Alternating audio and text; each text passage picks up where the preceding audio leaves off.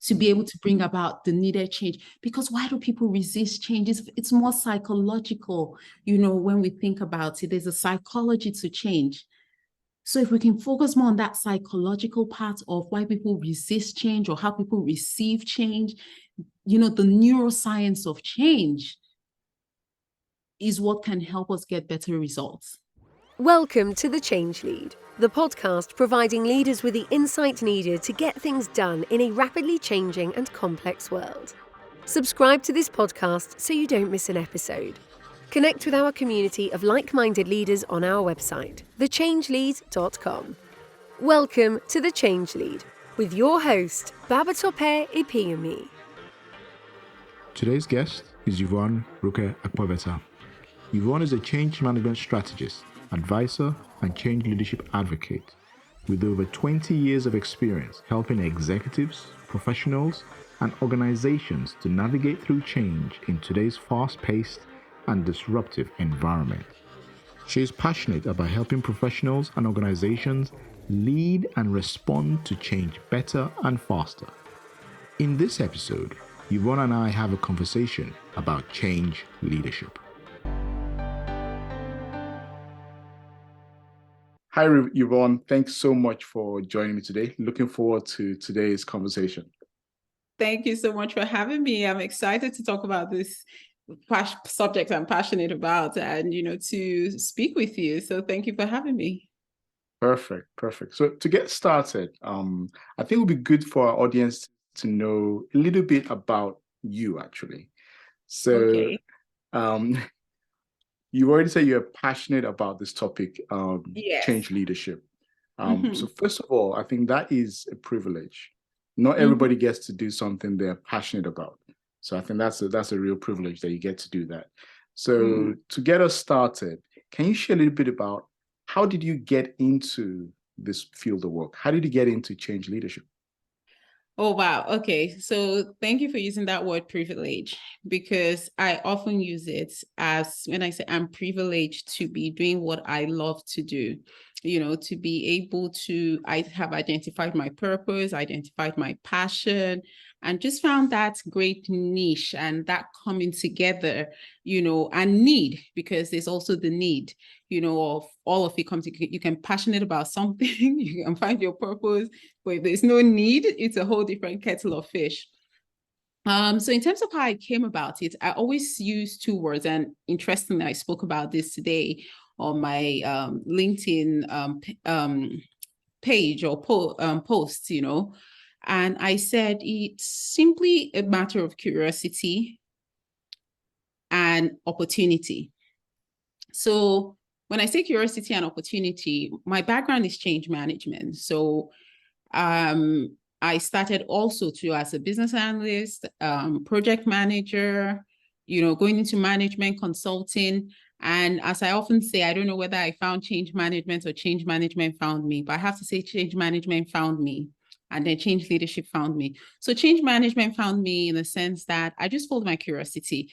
I found out that when I was in projects or when I was working as a management consultant, whatever I was doing, I always had this people focus all the time.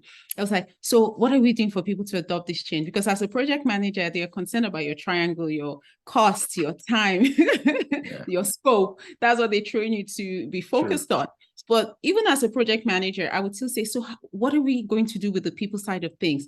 How are people going to adopt it? I was always more concerned about those things that were more related to change management. And I just started to do more of it without realizing there was even a word called change management. And not until, maybe I was now in management consulting and doing some research and checking things. Oh, there's change management. And I started to shape my career towards formally going into change management and saying that's where I want to focus. And then as a change manager, I found that there would be times that things would just go away. What made a successful project versus a project that wasn't so successful, figuring it out. And I found that it always came down to leadership. Not so much how much budget you had, not so much, how much resources were on the project, but leadership. So now I was passionate about change management. Now I started to become passionate about leadership and the role that leadership plays. And I now started to bring those two together and see, oh my gosh, change leadership and, understanding it that when it came to leading and managing change, an important function was the leadership aspect of it, regardless of where you are on that project, whether you're at the top, whether you're in the middle, whether you're supporting as a SME, whatever your role was, change leadership started to become, I started to identify it as an important skill. And then to put the icing on the cake, I don't only say maybe I do change leadership. I also consider myself a change leadership advocate. And when I say change leadership advocate, it's really about the benefits of change leadership for the community. When you're able to lead and respond to change and do change right, regardless of your level, your position as an organization, it has immeasurable benefits on the community at large. Employee well-being, wellness, it's a big thing now, and mental health. And when you're able to do change right, when you're able to lead change, it just has that immeasurable benefit on communities. Just check out malls or organizations that have closed in some towns. You see how it has affected the community significantly. So now my passion is in how can we do change in such a way that it drives significant benefits for the community at large. So that's me telling you about my passion. You see, I can go on and on about it, so you shouldn't have asked me that question. But we had to ask the question. I think it's the right way for people to get to know who you really are. And I think thanks for sharing just a little bit of your journey. I think the journey is a little longer, but the little you shared there showed the passion, showed how this is so central to who you really are. And I think there's a lesson there before we move on. I think there's a lesson I want to pick up is you showed the curiosity. Every step of the way, you were curious. Why were things working? Why were things not working? And you didn't just accept the status quo. So that's a lesson there that it doesn't, just from that journey, you can take that curiosity. There's a benefit to being curious at every step of the way.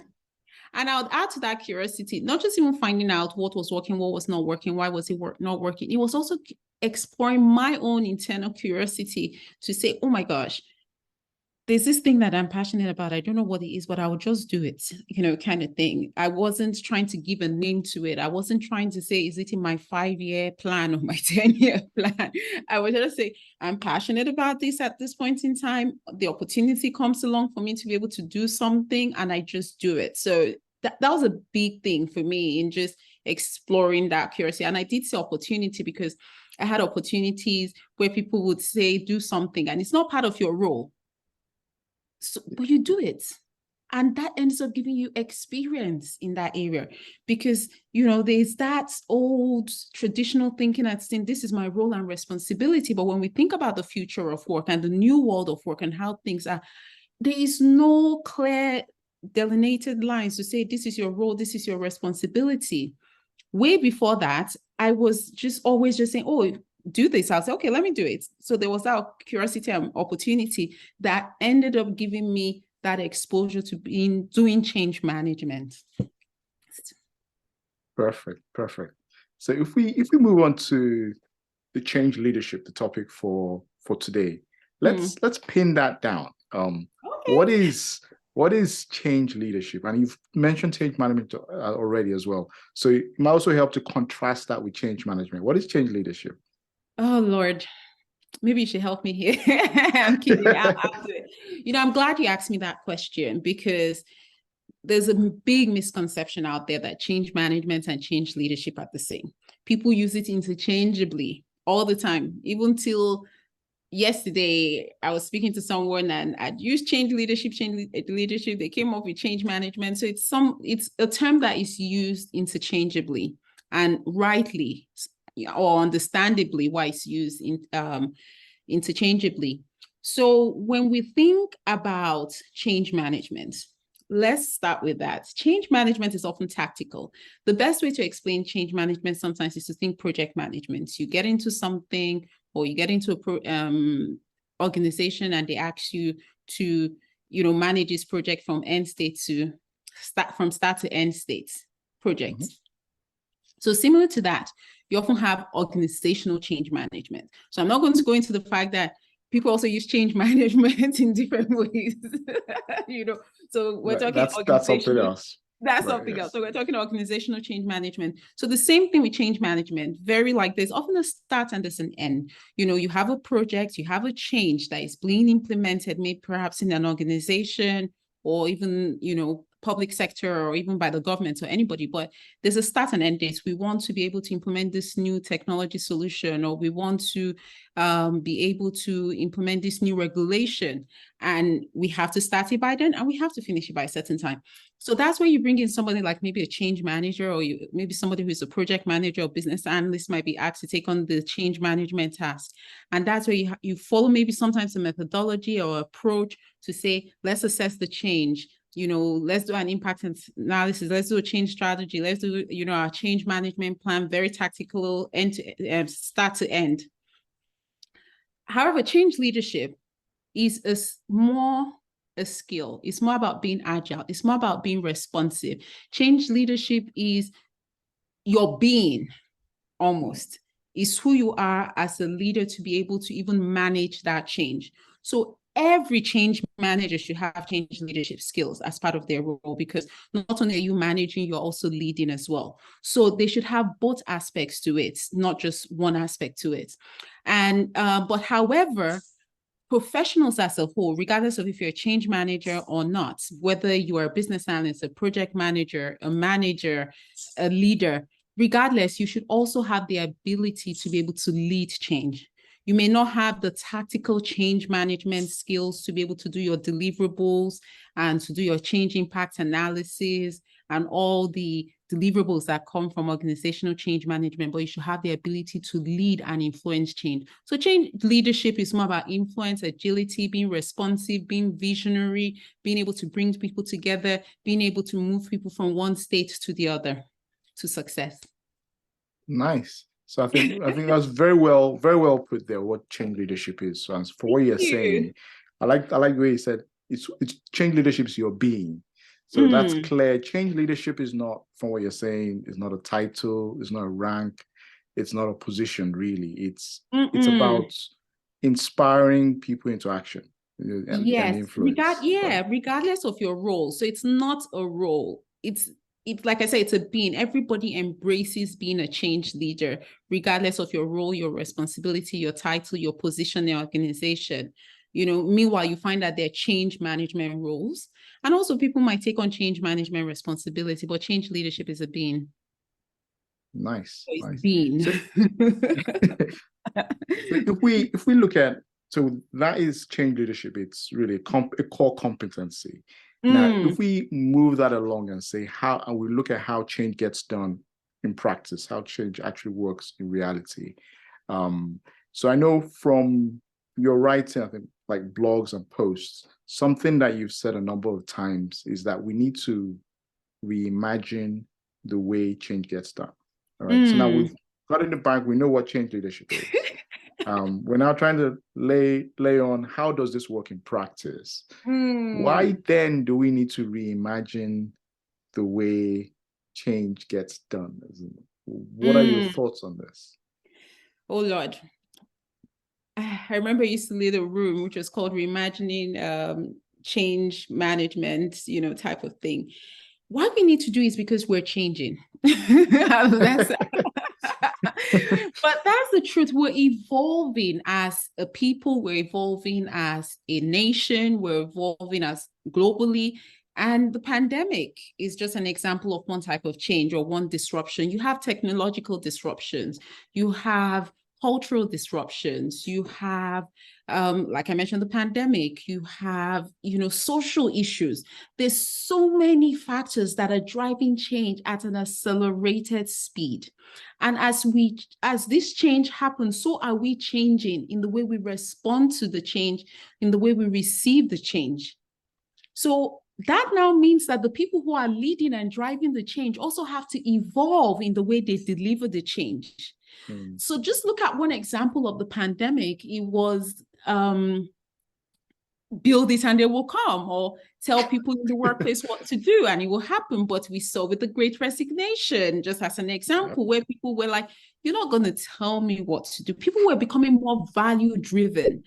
it wasn't anymore about the workplace or the job or being scared to lose their job. People were beginning to have more autonomy over their work, what they wanted to do and how they wanted to do it.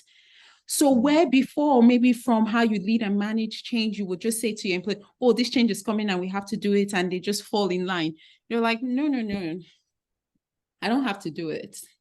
You can take it or leave it. That was what you were seeing. They called it great resignation. They called it great reset, all kinds of things.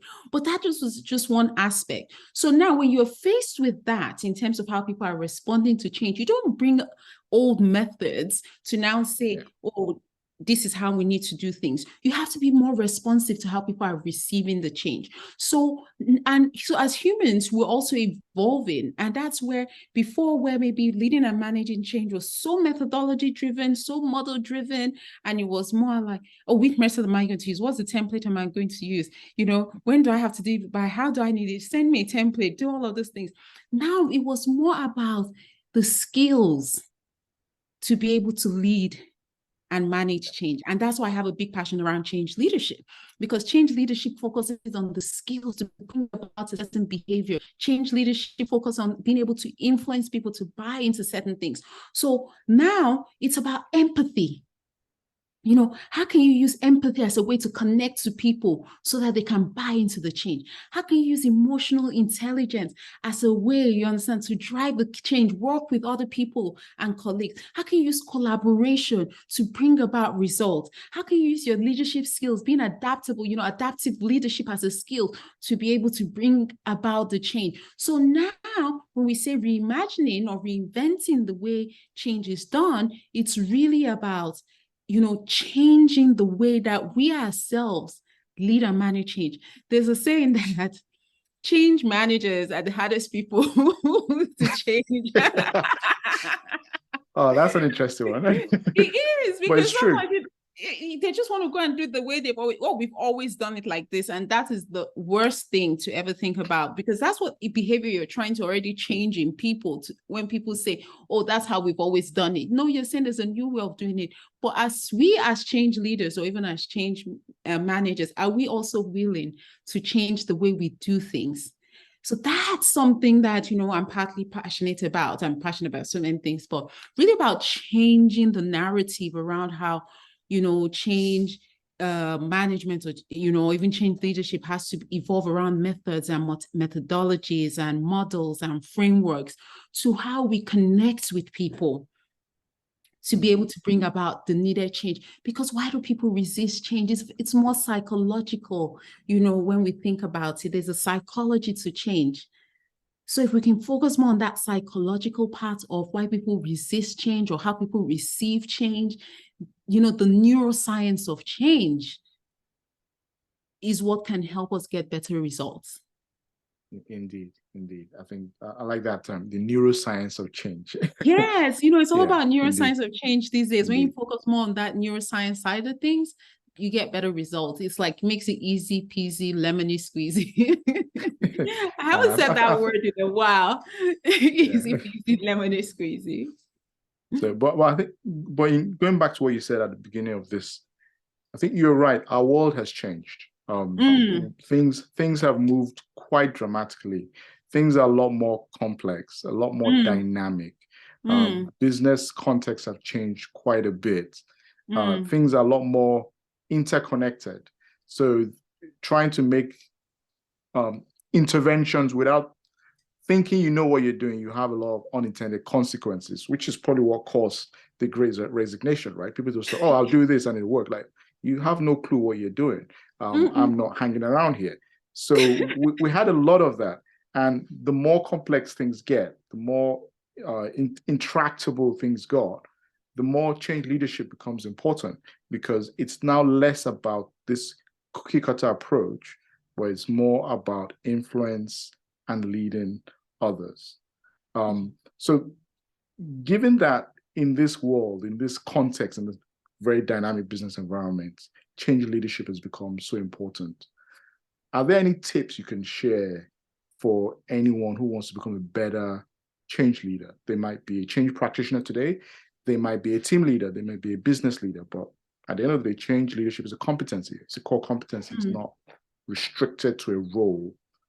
Are there tips you can share for people to become better change leaders? Keep it simple. So keep it simple is one big thing I want to start with, because you mentioned complexity. So there is the temptation to also want to come up with a complex way of doing things because we feel that, this is so complex, so we have to fix it in just as a complex manner. But you need to bring in the simplicity to the process and break it down to people in a smaller way. And then, so the next thing is where you connect with people. So I'm not going into the process, but think about what's in it for me, what's in it for them. So you need to connect with people at where they are. So I remember somebody I was having a conversation with, and they were talking about how we needed to deliver some change, or leaders needed to change in becoming more empathetic, more human-centered. And that's what I believe. Change leadership is more human-centered. And that's the approach we should take, when we start moving to change leadership. I said, I agree with you. But this is where I say, bring in something like the head, heart, and hand model. So we as leaders first, or change leaders, we need to adapt the way we lead and manage the change. So we need to understand the person who is receiving the change. So in this example I was giving is like a leader. What are they focused on? They're more head in the model of head, heart, and hand. So they're more about numbers. They're more about the forecast. They're more about the big vision. What does this mean for the organization? The bottom line. So when you go to communicate with them, you have to tailor your style to fit with that leader's way that they will receive it. You don't come and say, this is how I want to implement the change. This is how I was taught how to do it. This is how you must receive it. You have to meet your audience at where they are to tailor your approach and how they will receive the change. So again, it's not that one size fits all. Or if you're going to speak to somebody who is in HR, they automatically understand it's about people things, about a heart thing. This is now the heart in the model. So you can now say, oh, yes, this is how it's going to be impact people. This is what's going to mean. You can use all the soft language. Forgive me for using the word soft, but you can use all the, I call it that because, there's that term which is they call the soft skills, but which actually now I call more power skills. So when you think about empathy and emotional intelligence and people skills, it's more what you call power skills in today's new world of work, So yes, you can, when you start to use those words, they're relatable. And then when you think about somebody who is like maybe an accountant, they're more detail oriented. They want to know the XYZ, the steps, how you're going to do this or do that. So you tailor your style and approach in terms of meeting people at where they are. So the most important thing when you're leading change is understanding your audience, understanding who is receiving the change, and then be more focused in terms of getting them to buy into the change and influencing them into the change. So those are some of the tips I would give. Focus on developing your interpersonal and leadership skills, and what I would call, your change leadership skills, which are those skills which become more important when it comes to leading and managing change. Because change leadership skills, there are really a lot of leadership skills and interpersonal skills, but there's some skills that are more important when it comes to change leadership. Nice. I think I like that. Keep it simple. Keep it simple. Know your audience. It's pretty straightforward actually, and I like the concept of referring to the skills that make this the power skills, because they are the ones that create an exponential difference at the end of the day. They're the power skills. Something I want to touch on is, and it's quite topical. I think you just actually use a phrase there. This new world of work that we're going into now. Something that's quite topical is the way we work is different.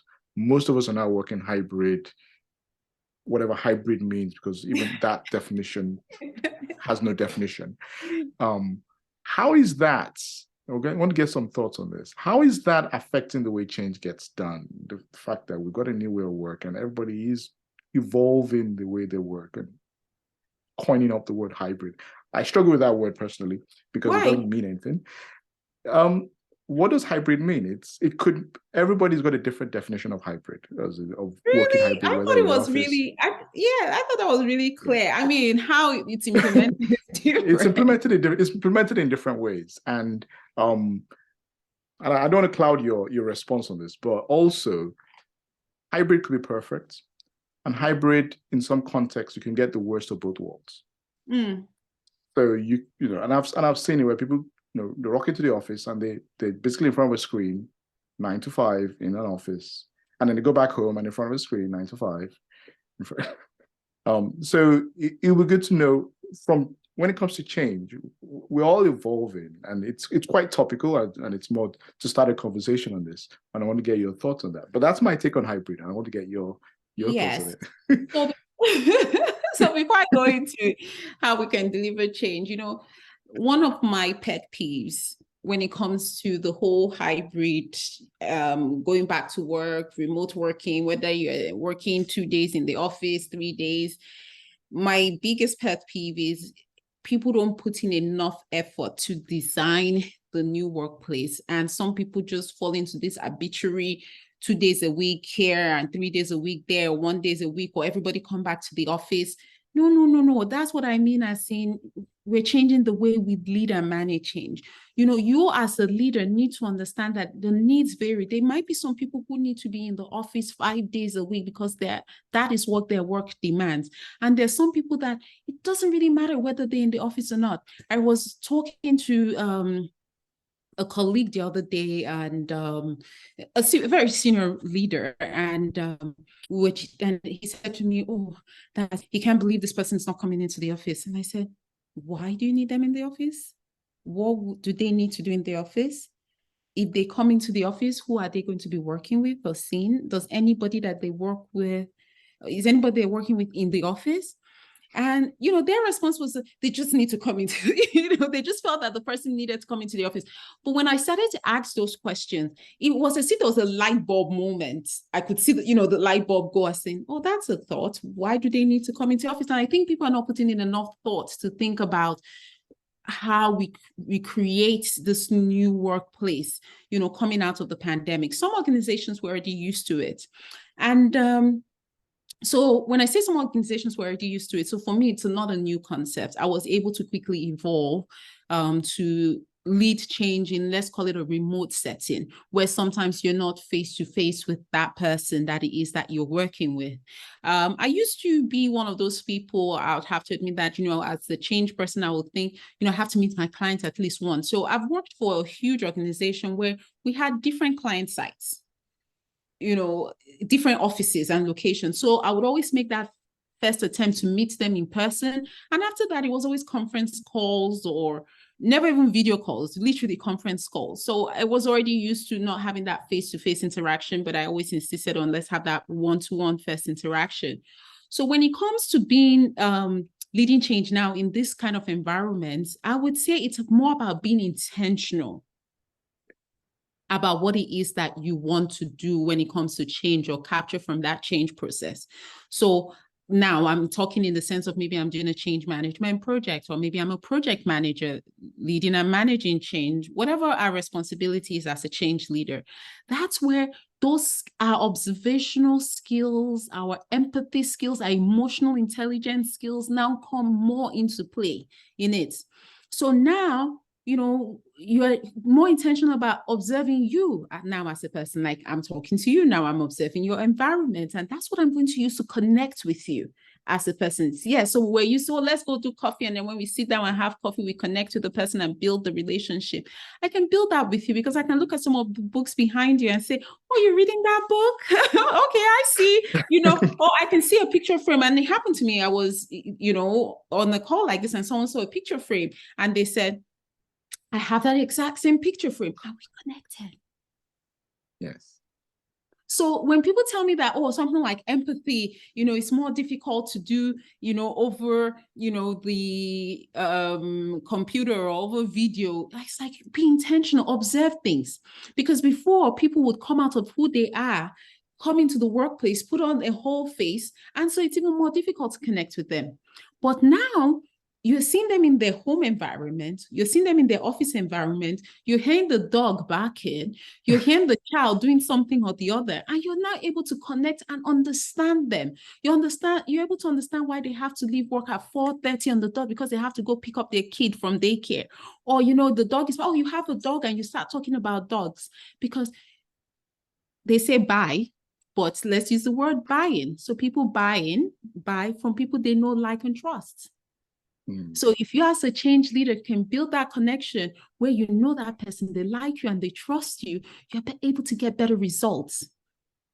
So if you're more intentional about making that connection and leading that change, you can actually do it remotely and not necessarily because you feel that, oh, I'm not in person, it's going to be more difficult. And there's so many tools to leverage now. And you know what? Sometimes now, because you have these screens in front of you whereby everybody can put on the video and you see everybody's screen, you can see everybody at one go. You're not having to turn your neck around to the left and to the right and see who is engaged. You can see who is engaged right in front of you, just looking straight ahead. And you can make that connection with people eye to eye and say, hey, get everybody more involved in the conversation and be part of the conversation. There's value to in person, no doubt about it. So I'm not a team in person or a team work from home. I know what I like, but if you ask me, I'll tell you, but I do believe that we need to take a step back and really think about our audience and think about what their needs are and what they want, as a first step before we implement any type of policy. And then as somebody who is leading change or managing change in either environment that is work or hybrid, you just need to be more intentional about it. Yeah, I think I totally agree that you need to be intentional and you need to put enough thought into it instead of just coming out saying, oh, it's 1 day a week, 2 days a week. That really doesn't make any sense. You really need to figure out, what are you trying to achieve? Who's your audience? What is it that you're actually trying to achieve? How can you connect? So I like the way you put it. I'll give an example of something that actually happened during COVID, where I was running this pretty large program of work with people in lots of countries. And at the end of the project, I said, okay, let's do a lessons learned. Let me hear your feedback. And of course, you get lots of feedback. One piece of feedback that shocked me, it took me by surprise, was somebody said, we are working better together because we're now all at home. Because what happened before was people were in different offices, and you could see this dynamic where everybody in one meeting room in an office, they were all pals, but there was this, this little antagonism with people in another region. But now everybody's on the same level. You're all at home. Everybody got along. And the piece of feedback was, how can we ensure that when we return to the office, we don't lose this? And that's quite significant.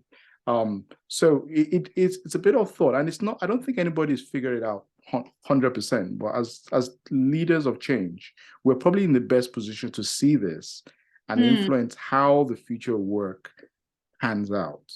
Yes. We have a lot of influence. And, I like the example you shared, because that example was definitely about intentionality.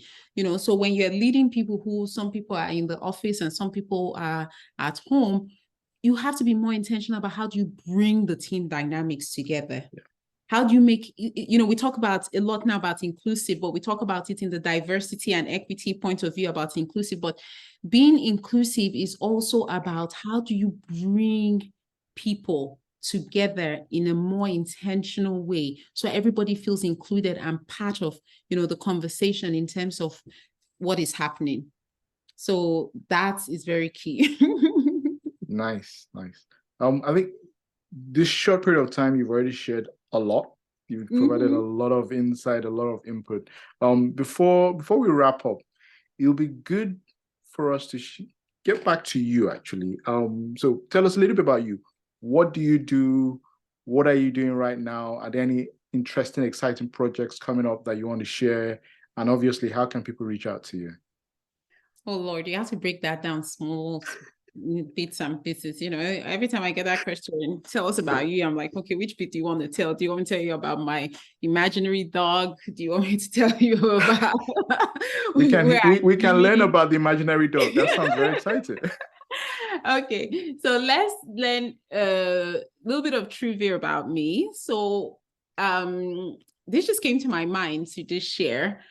One of the things is that I live in Canada at the moment, Ontario, to be precise, or more precise, Oakville, Toronto. But I've lived in England, where you are based. So that's a little bit of a trivia about me. And one of the things that's, about me, which has come out hopefully in this discussion with you, is that I'm just passionate about what it is that I do, and it's overtakes me. I'm so passionate about change, that even if I was sick, I was like all coughing and, with my tissues and drinking coffee. And then you asked me to talk about change, I'll suddenly light up. When I start talking about it, you're like thinking, isn't this person that is supposed to be sick? So we're definitely passionate about it. Right now I'm working on different projects, all evolving or revolving actually around change, evolving what, I do as an organization for sure, but, everything revolves around change and change leadership. So right now, some of the projects we're doing, one is our biggest one, which we're planning for next year, is the Change Leadership Conference. So we have the Change Leadership Conference every year. I can't believe it's 6 years, next year. And actually this year, we actually launched the Global Change Leadership Day to bring more awareness and light to the value of change leadership and change leaders. So we're really excited to take that to the next level in 2023. We continue to do things around our change leadership course. So we have a change leadership course, which came out actually from the Change Leadership Conference, which is our baby, is our signature, is what people know us for, because every time people come out, okay, what next? Okay, the conference, what next? What next? So we created the Change Leadership course, which is known as the Change Leadership Accelerator. So we continue to support our community through that. And actually, the easiest way to talk about it is our 6 C's. We have 6 C's in we talk about, made it simple, our conferences, which I've mentioned to you about, our conferences and events, our community. So we continue to build a group of passionate change leaders who are just, passionate about responding and leading change in a very positive way. And we have a platform which is free where people grab resources. When I talk about resources, we have our content, which is all about free resources on how people can develop their change leadership skills, manage resistance to change. And then we have our other C, which is, you see, I'm going to forget now, I've spoken about community. Our other C is coaching. Okay. We do coaching and mentoring people as change leaders. So that's very key for us in terms of what we do. And other C's, we do consulting around change, leadership and change management, to organizations. So yeah, community content, courses. I spoke about courses. Yeah, the 6 C courses, I already spoke about that. That's why I missed it. So at 6 C's, you see, I can't remember our 6 C's of head. So courses, community, content, conferences, coaching, and consulting. So that tells you about the projects I'm working on right now. Wow, you're doing a lot. You're doing a lot. In terms of reaching out to you, what's the best way for you if you want to get in touch? Will be your website or on LinkedIn? How do you want people to? LinkedIn, just search my name on LinkedIn. I will pop up. I have such a unique name, Yvonne Ruke Akpoveta. We have our website, which is called thechangeleadership.com. So, and we're on all social media platforms. So if LinkedIn is not your thing, I'm on Twitter, I'm on Instagram, I'm on Facebook. For all my sins out there as a business and organization, I'm out there. yeah, out there. I have to say this has been a very exciting and interesting conversation. It's been a privilege speaking with you. Same here. I will put the link to your LinkedIn on the show notes, so basically the description of the podcast. So if you're watching this on YouTube, you find a description. If you're listening to it on an audio, you find it in the show notes or the description section. Yvonne, thank you so much for your time. It's been a brilliant conversation, and all the best and everything else you keep doing. Thank you. Wishing you all the same as well. Wishing you all the same. Thank you. Would you like to learn more about change leadership? Would you like to join in the conversation on how to become a better change leader? Connect with a community of like-minded leaders on our website, thechangelead.com. When you visit our site, click Join to join the community. Check out the show notes for details on how you can contact today's guest, Yvonne. Also, please don't forget to like, comment, review, and subscribe. Thank you very much for tuning in. Have a great week and see you next time.